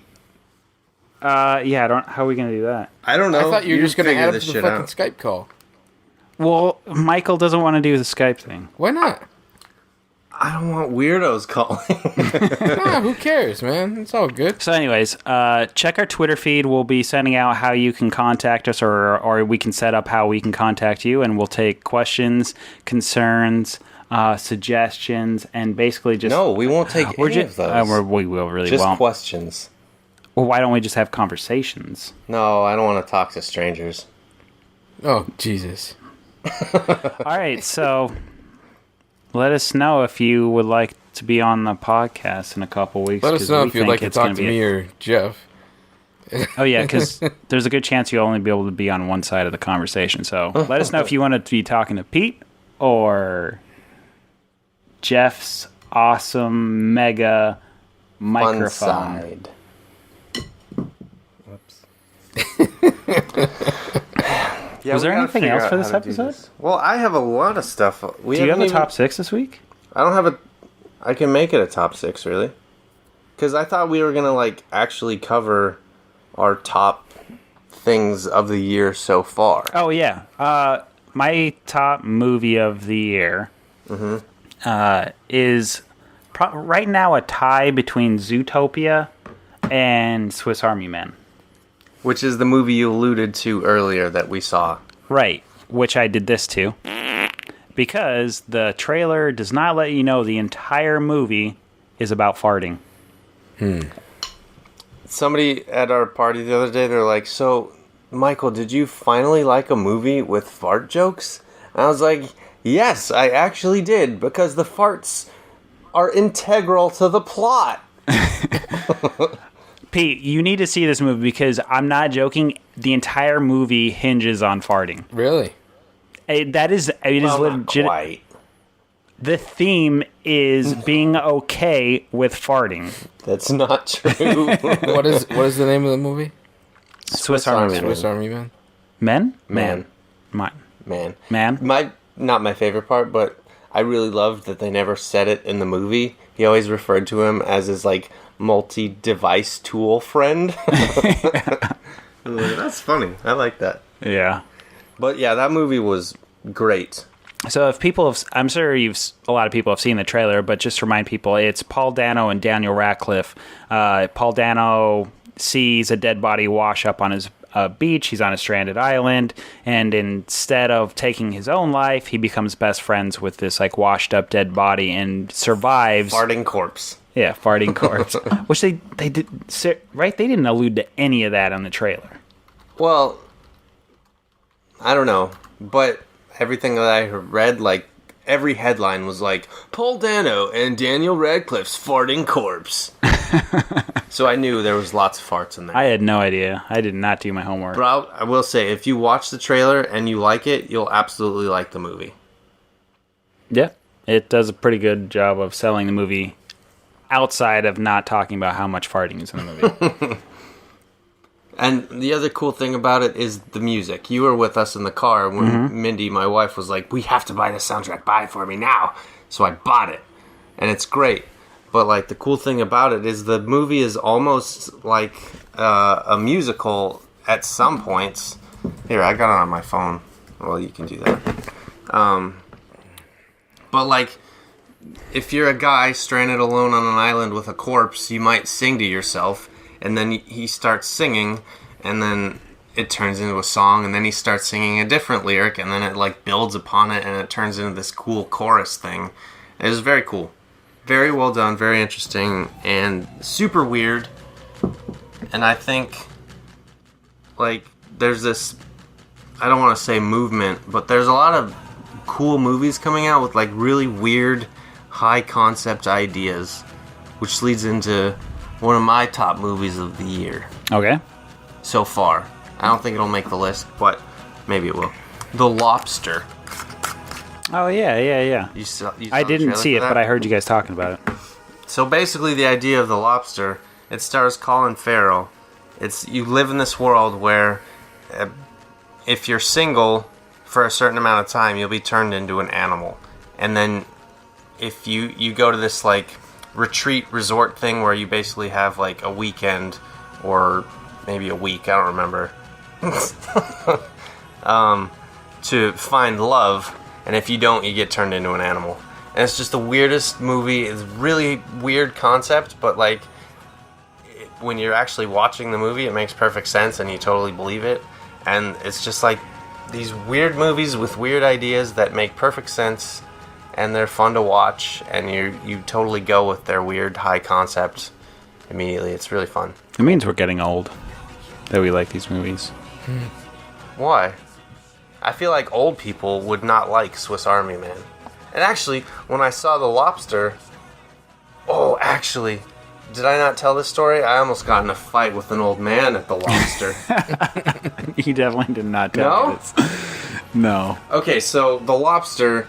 Nobody was there to see the movie in the first place. So me and Mindy got in there. We were the only people in the theater. Who's Mindy? My wife. I know, we've said that before. So then this elderly couple comes into the theater, sits in our row at the end of the row. I assume because one of them probably had to pee a lot during movies, so they were... Diabetes. And then this other old people couple comes in and sits directly behind us. Don't like that already. pieces of shit. Just stagger. Don't you know how to fucking stagger in a Yeah, movie but you were theater? in the middle, weren't you? Of course I was. I was the only person in the theater. Maybe they wanted to be in the middle, too. Well, they need to stagger anyway. So, we're watching The 30, right? Trailers haven't started yet. This old couple behind us being I think it's called The 20. Sorry, The 20. You're right. Because, do you know why it's called The 20? Because it's 20 minutes before the... Wrong. Okay, tell me why. I worked for the company. I why know. It was called The Fucking 20. get it over with so I can... Because continue my on story. CB radios, like trucker calls, when somebody calls over and says, "What's your 20?" that means what's your location, because the 20 is where you want to be. That is the stupidest fucking thing I've ever heard. Yes, It's I agree. true. That's why. See, I Yeah. quit that company because of that shit. So anyway, this loud old couple sits directly behind us. And then... That was their 20, That was their 20. right behind you. Yeah. That's good. That's not very good. So they're talking a lot, and I'm like, fine. The trailers haven't started, the movie hasn't started. If they keep doing it, shit's gonna go down, motherfucker. So then trailers start, and these old people are like, is this loud? This is fucking loud. We gotta do something about Did this. they say fucking? No. Okay, sorry. All right, That's don't me bringing my exaggerate. youth into it. I cannot help but exaggerate this. Or is this loud? No. I feel like this is loud. No. Should we tell somebody? You Maybe haven't it's too heard this loud. story. I was trying to think. Is it sound like an old is it woman. somewhere between those two? It was closer to what I said because I was there and I'm telling the So story. it's like, oh, is this loud? No, okay, so I said old No. person. He's not super old. He's probably like 40 to 50s. Okay? Oh, so it's like, hey, is this loud? He's talking to his wife. He's like, is this loud? This is super loud to me. We gotta do something about this shit, man. It's too loud. I can feel it in my chest. This is literally what he said. I can feel it in my chest. It's so loud. We gotta turn this down. So then he storms out, and I'm like, oh, here we go. All right. This is happening. So he brings in the manager, and he's like, listen to this. This is so loud. Can't you feel it in your chest? It's moving your chest. This is crazy. It's too loud. And she Do I have to turn down your mic? Fucking A. well, you're the one peeking. Oh, yeah. So anyway, the right. manager says, It's okay, it's the MeUndies that are doing that. we've turned down the volume. We cannot go any lower than what it is right now because the director has specifically sent notes to each theater that says you cannot go below this level of volume because we need that to, standard of our movie or whatever. Yeah. And he's like, well, that's bullshit. This is just bullshit. And then she's like, I'm sorry, I can't do anything else. And the manager leaves, and he sits down. And the trailers continue to play. And he gets more and more aggravated, as do I. Because he's fucking annoying the shit out of me, Jeffrey. So I turn around, and I say, can you please shut the fuck up? I'm trying to watch the movie, sir. And he says, what movie? These are the coming attractions. Don't make me hit a kid. And I was like, a kid? And I got so pissed off. And I stared him down. And I was like, don't make me hit a fucking old man, you piece of shit! No way, this story is true. No, I guarantee this happened. Mindy will corroborate. Don't make me hit an old man. Yes. And I started cussing at him, like, louder than I've ever cussed in public to a person I've never met Oh my before. god. And Mindy grabbed my arm to let me know, chill out, it's fine. And I was pissed off. And then I turned away, and he sat there in silence. And another trailer passed. And then the motherfucker got up and left and never came back. That's good. You did it. I did it! You did it. And then in the sexual part of the movie, the other old couple, they left. And then you had the theater to yourself. Yep. The Lobster. Good movie. Yeah. I liked it. I don't think I would ever be able to come back from that. I would think about that interaction the entire movie. Oh, I was gone. I was like in the movie. Man. But boy, he like sort of stood up and I was like, are we about to fight? Are we gonna fight? I feel like I'm about to fight an old guy. But we didn't. Good times. And he left. He saw that you were young and virile and Yeah, and I was puffing my chest, and his sad, concave chest couldn't withstand a punch from this young beast. This is the most tangenty podcast we've done so far. I'm the one you wanted to be most strict with. Let me run down my other favorite movies of the year. Go. The Witch, I already talked about. Zootopia, Jeff talked about. I just spoke about The Lobster, and we agree Swiss Army Man is great. 2 movies that could have potentially made my list, but I have not seen them because they were in and out of theaters way too fast. The Neon Demon and Midnight Special. So there you go. Neon Demon could be categorized and grouped in with this weird movie movement I've been talking about before I started yelling a lot. Games of the year that we haven't talked about? I don't think there's really been any. I have a list of 7 games. That we haven't talked about yet? Well, I just want to update. Oh, well, yeah. people. That's one thing. Why didn't Witness make our most anticipated list? I don't know that I knew the release date because that was announced a long time ago. That's a good Peter, point. yeah. What are You your never- guys' top games of the year so far? You never what? Legitimately, like, I've played a lot of games. Not a lot of games. I didn't mean to say that because that's not I've true. played a lot of games. You've played a lot of games, so your list is definitely more substantial. But in terms of games over the last several years that have like done a whole lot of like enjoyment, satisfying, and like right up my alley, I really did like Enter the Gungeon. Yeah, you played it a lot. It's fun. Like, it's very rewarding. Like the battling and the strategy is something that you can hone, even though it's a rogue. I think it's a roguelike. No, it's a... But you definitely carry a lot of stuff back with you. Like, you're slowly unlocking stuff and getting rewards for... Like, it's basically, right, it's a... Well, it's a roguelite, you're saying. Oh, Wait, yes. no. Yeah. Yes, Because it's yes, a yes. roguelike for sure. Roguelite, maybe. Yes, Not roguelite. so much. Yes, thank you. For me right now, I feel like that's my favorite game of the year. Like, I think I could see myself going back a lot to that game. Like, I found myself playing Uncharted and kind of like wanting to like, just I'll play one round of Gungeon, but I didn't. I stayed away. And I did start playing Rocket League. Yeah, I do it's enjoy a that great game a lot, fun but as I shit. feel like it might have a quick burnout. Like, unless you're playing with friends, that game is pointless. Yeah, because you guys are playing it on Xbox, which just came out a while ago. I was playing on PS4 like a year ago. Maybe not so much a year ago. It is a lot of fun playing Like, with I your friends. spent a good month going to town on that, but after that, I haven't touched it since. Yeah. But that's fun. I'm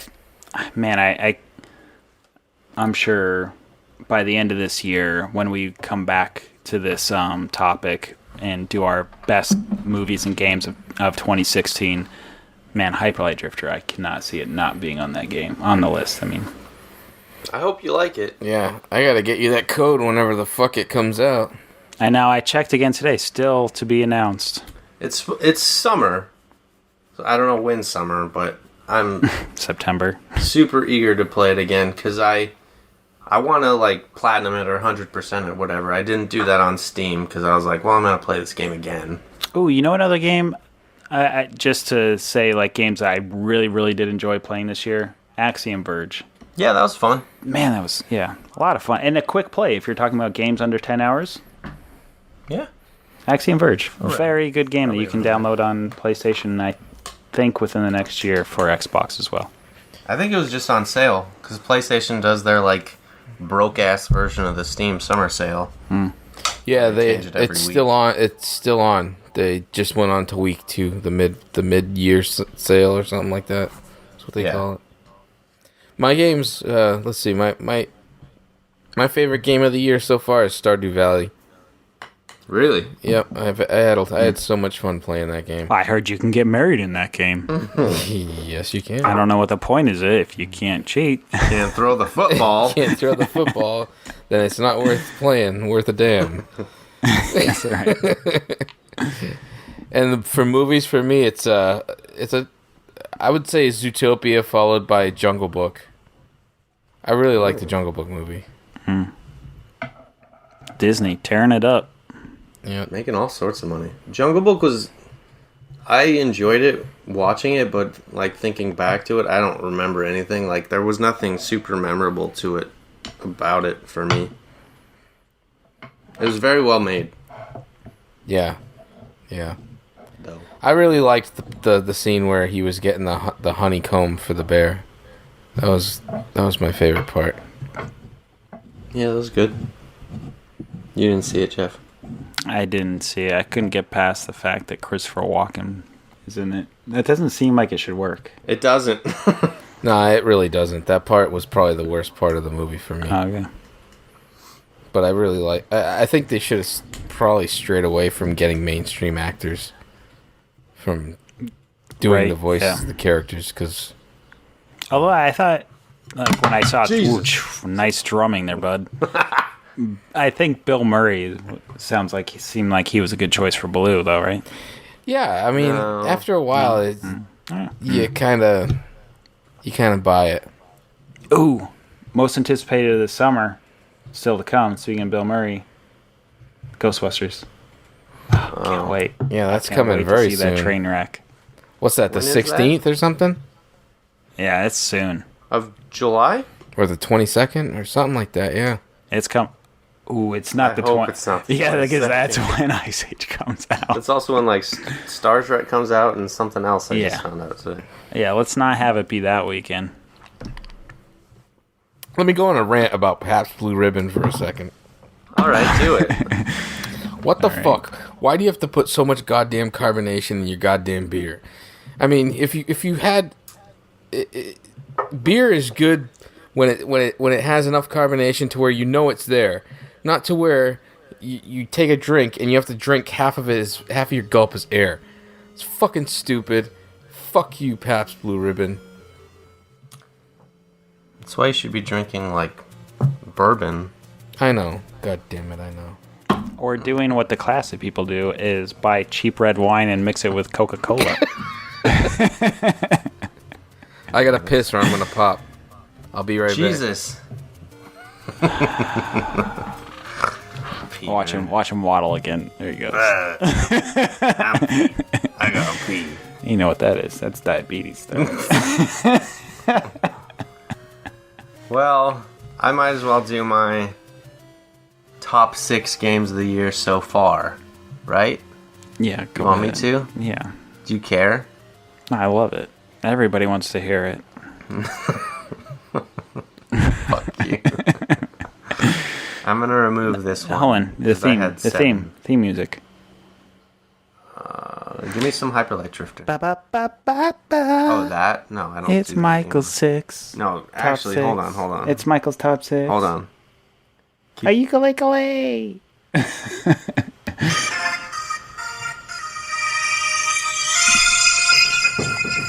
It's Michael's top 6. Okay. Okay. The Witness, Rise of the Tomb Raider, Hyperlight Drifter, Uncharted 4. Rise of the Tomb Raider was last year. No, it wasn't. November. Well, this is games that I played.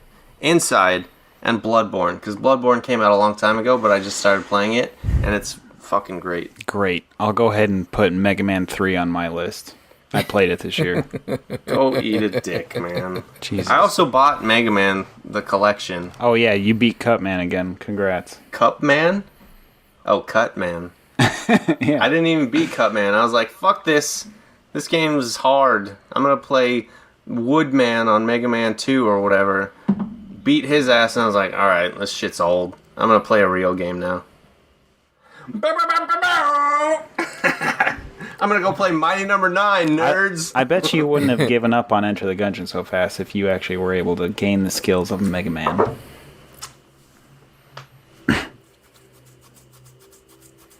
This is literally, I am classically trained. You need to get on that. You're princess trained. Soon to be. My little baby How's girl. the Jeff? How's the retro game collection going? I picked up another 5 games. Oh yeah, what'd you get? I'm gonna sit back and drink alcohol while you talk about this too. I was very excited. I wanted to pick up, what was that North-South game? Oh, North versus South. That's a fun game with two people. It's so expensive. Dude, that's a really fun game with two people. If you could get Mike to play it with you. No, I didn't pick it up. You said you were going to. I wanted to. It was 15% off, and I didn't do it. Okay, so I picked up Deadly Towers, Destination Earthstar. Wait, Destination Earthstar? Yeah. That sounds cool. Ooh, Gremlins 2. That's a good game. Yeah, that one I'm excited about. Deadly Towers is a huge steaming pile of shit. Have you played that yet? No. It's really hard. You'll probably beat it.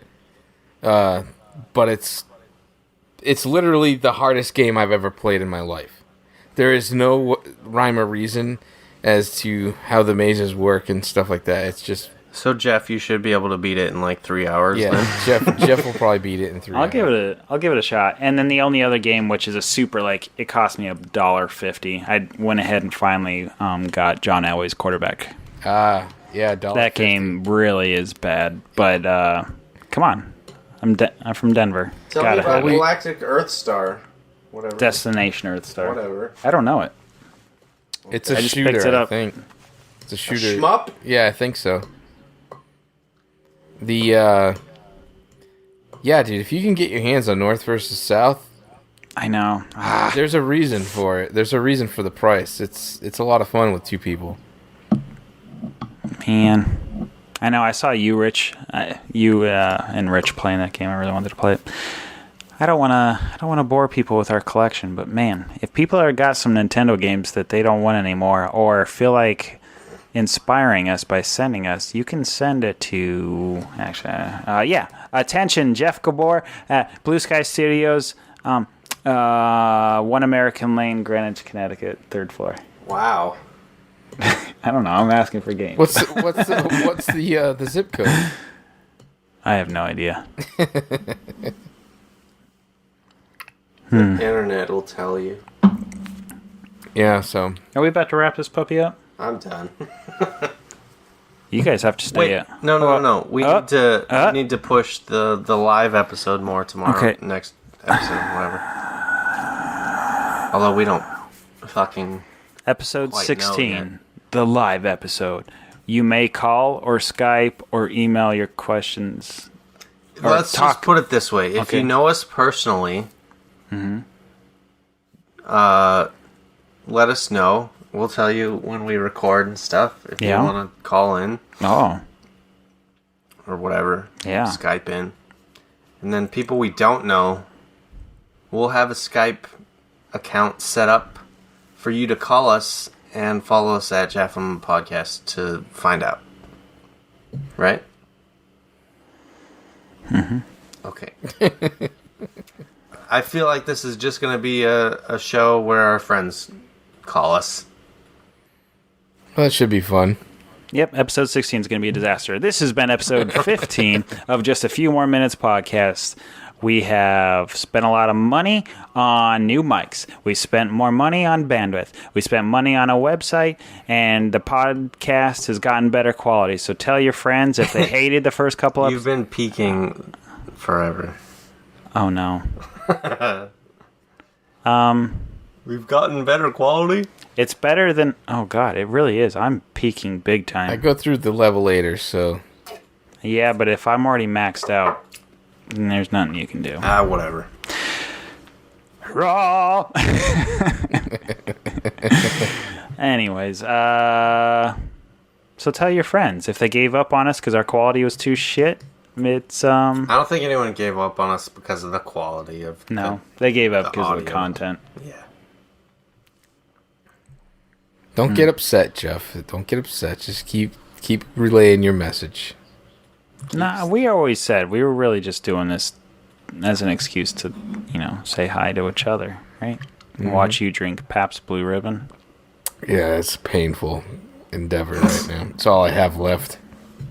It's all you have left. I don't know. Okay. If this podcast has done anything for me, it's made me really like bourbon. So that's a plus for nobody. Yeah, it's made me appreciate you guys, and I wouldn't know Mike as well as I did if I didn't. Yeah, that's right. And you know That's what? true. I like the fishes because they're so delicious. Got goldfishes. This has been episode 15, but just for a few more minutes, podcast where 3 films of animation industry talk about video games, music, and movies, and we do it on a regular basis. Goodbye. Wait, let me Okay. play us out. That'll sink in real nice with Jordan's music.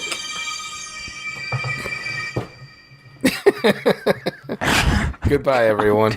Good night.